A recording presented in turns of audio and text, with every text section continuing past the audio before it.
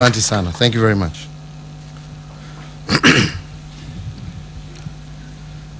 Chairman of the Council of Governors, Governor Nanok, governors and deputy governors here present, cabinet secretaries, diplomats, development partners, ladies and gentlemen.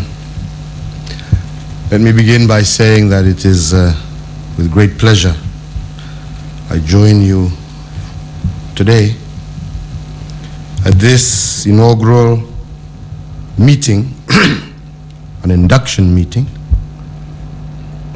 for our duly elected governors and deputy governors. I cannot begin without first passing my congratulations to each and every one of you on your election. And indeed, I am proud of our voters, most importantly, for choosing 3 of our distinguished women as governors. And I think this choice by our voters demonstrates clearly that we in Kenya have indeed come of age. Ladies and gentlemen, you won the confidence of the electorate, and it is now your responsibility to deliver on their aspirations. And I know how tough it is, but at the end of the day, I believe in you because I believe in the good judgment of the Kenyan voter. And so I wish each and every one of you success over the next 5 years, in my strong belief that you have the capacity to deliver. I consider this meeting important and timely, having walked the devolution journey for the last 5 years. Therefore, this meeting should provide all of us, we in the national government, you and the devolved governments, it should give us an opportunity to reflect on what has worked well, what has not worked as we would have liked, and then come up with a common strategy to implement over the next 5 years to further deepen our devolution. Honorable Governors, there is no doubt that we have been able to achieve much over the last 4.5 years. We have much to be proud of as a country. And as I have said before, and I repeat here, I believe devolution is working. We have turned every county into an important cog in the wheel of our collective aspirations as Kenyans. Every county is now a fully fledged center for economic development. This time, no one has been left behind on the road to prosperity. Time and again, we hear the stories that confirm that conclusion. There have been many firsts across the nation as a result of devolution. The very first stretch of tarmac in Wajir, the first fully equipped early childhood education center in some constituencies, and only recently, our colleague from Marsabit enrolled over 10,000 new members into NHIF, and the list is continuous.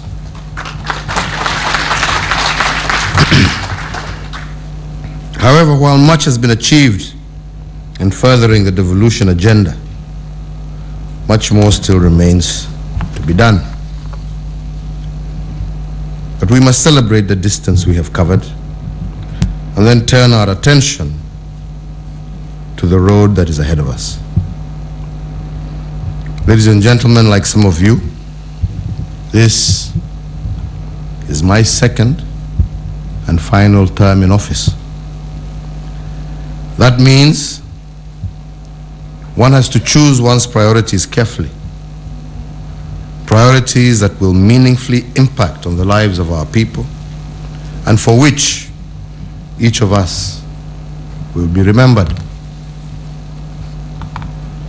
For me, I have some development priorities that I announced during the celebrations of independence on the 12th of December. And just to remind, the first of these is to strengthen the unity of our people at all levels.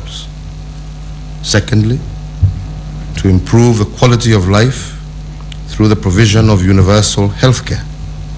Thirdly, to increase access to affordable housing. And fourth, to ensure food and nutritional security. And as you can see from those four thematic angles, that will require deep partnership with the devolved governments. The last is to enhance job creation and opportunities for our young population by focusing on the expansion of our manufacturing sector. These priorities are without doubt ambitious, but the Kenyans who elected us to represent them expect nothing less. It is our responsibility to get to work on the agenda they chose. It ought to go without saying that Kenyans expect their two levels of government to work in partnership. They expect us to consult. They expect us to cooperate. And indeed, they expect us to coordinate our activities. No Kenyan ever voted for disorder. No Kenyan voted for disarray or dispute in government. Regrettably, the last 4 years have not been totally free of these ills. Consultations and dialogue sometimes took a back seat as institutions in both levels of government, nobody is not to blame, rushed to court to settle matters that could easily have been achieved through administrative processes. Indeed, as some of you will recall, at our summit meeting in Sagana last year, I did direct the Cabinet Secretary for Devolution and Planning to work with all relevant stakeholders to develop alternative dispute resolution mechanisms as envisioned in the Intergovernmental Relations Act. This way, the two levels of government would not need to go to courts except as a very last resort. Indeed, I'm informed that a draft dispute resolution mechanism is now ready for validation by all stakeholders, and I urge you to make use of it when it is ready. For my part, governors and deputy governors, I promise to do everything in my power to satisfy myself that intergovernmental institutions and the forums for dialogue, consultation, and agreement are operational and vibrant. And in this regard, it's also a pleasure to remember that the judiciary has in recent pronouncements returned a number of disputes for resolution through intergovernmental mechanisms, reaffirming the duty of both levels of government to avoid litigation. I believe we should adhere to the constitutional provision that alternative dispute resolution ought to be the first resort and litigation a last.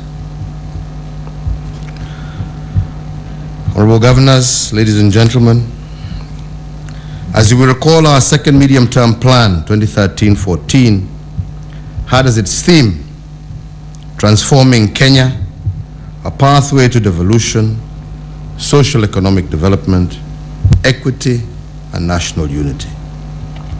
What was true then, in the first 5 years of our devolution, is still true today. What remains of us is to renew our vigor, our commitment, and our focus. Devolution remains our flagship reform agenda. Let me therefore remind you that as today's leadership in our counties and national government, our people look upon us to liberate them from economic bondage.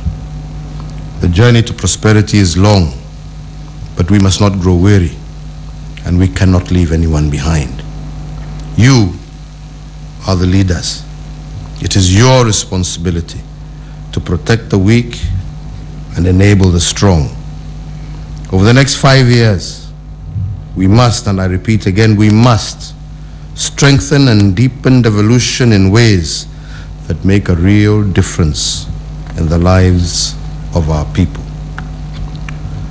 Luckily, our Constitution and the various laws and policies that we have enacted, if faithfully and earnestly pursued, will undoubtedly help us achieve our shared development objectives. We are like the man in the parable who found a firm rock and there built his house. The wind came and the house stood strong. Devolution is without doubt our rock, and our nation will emerge stronger as we deepen it. We have all, and we all need to make devolution work. Our intergovernmental structures are well beyond the learning curve. Our fiscal framework for sharing revenue is working, and we have the requisite human capacity. And during the last election, we have heard the desires and aspirations of our people. We have all we need to meet the aspirations of Kenyans for growth and shared prosperity. Let me therefore share with you my own expectations of what we need to deliver for Kenyans, having also had the opportunity to traverse this country and listen to them. At the county level, in support of the priorities I outlined earlier, I would like to propose what I shall call devolution deals for your consideration. Establishment of decentralized units, decentralization and resourcing of such units as contemplated in Part 4 of the County Governments Act have the potential to mobilize and engage our youth more meaningfully. The presence of government structure can trigger economic activity that can transform our villages. At this level, our micro, small and medium enterprises sector already employs approximately 14 million Kenyans. Affordable credit and provision of requisite infrastructure at the lowest levels of the decentralized unit would bring the fruits of devolution far faster to many more Kenyans, and would also help us meet our development goals inclusively. Further, fiscal decentralization. We all recognize the need for identifying and investing in programs that lead to more equitable access to public services everywhere. Our resource sharing formula is crafted to address inequalities across the country. And I'm proud that my administration has ensured that over the last 4 years, disbursement to counties have been far above the constitutional minimum threshold. And the difference that equitable distribution of resources has made in the country is there for all of us to see. What we need is to improve, as Governor Nanok has said, the flow of funds to ensure that they are received timely.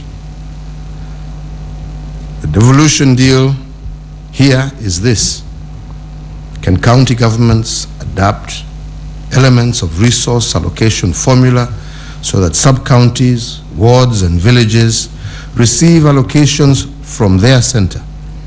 The potential impact in the next 5 years, I believe, if we did this, would be enormous. The next is private sector involvement. The private sector, as we all know, is the engine for economic growth, both at the national but also at the county level. We need to reach out and engage more with this sector with a view to getting them to invest more. More importantly, investment in the small and medium scale enterprises. Such investments will help in creating jobs and harnessing the creativity of our youthful population. To do this, we need to create the right investment environment for initiatives like this to take place. I am indeed happy, as I mentioned the other day, that as a country, in 3 years, we have managed to move 56 places in the World Bank's Ease of Doing Business Index from 136 to 80.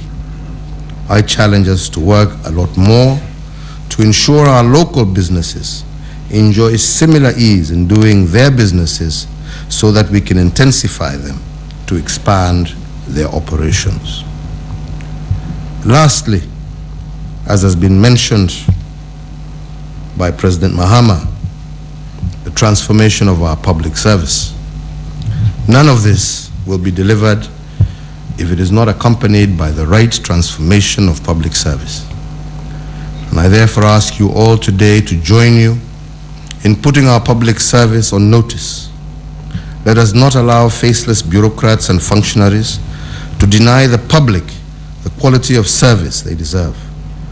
Let us work together, strive to provide Kenyans with the highest quality of service in every sphere. And I expect to see greater partnership between county governments and the national government in the expansion and integration of services through expanded and improved Huduma centers. And I also expect to see decisive action taken against public servants under your supervision who deliberately, through their actions, deprive Kenyans of quality services. This way, I am confident we can make the strides we need to realize our national aspirations as articulated in our National Vision 2030, and indeed as also articulated in the Sustainable Development Goals of which we aspire. In conclusion, I want to assure you that my administration will, as we have done over the last 4 years, continue to support county governments to deliver on your mandates. Over the next 5 years, we expect to establish a robust framework for development that integrates citizen priorities with balanced budgeting, strengthened fiscal discipline, and accountability at both levels of government, the national and the county. Kenyans expect us to deliver on the promises we have made to improve their well-being. They expect us to ensure that our young men and women get jobs and that they have food on their tables. They want quality health care to be accessible to all, and they want decent, affordable shelter for all. We therefore must commit to make sure that every shilling of their money works for them. That responsibility is ours, the county government as well as the national government. I want to conclude with just 2 points in line with what Governor Nanok said, your chair.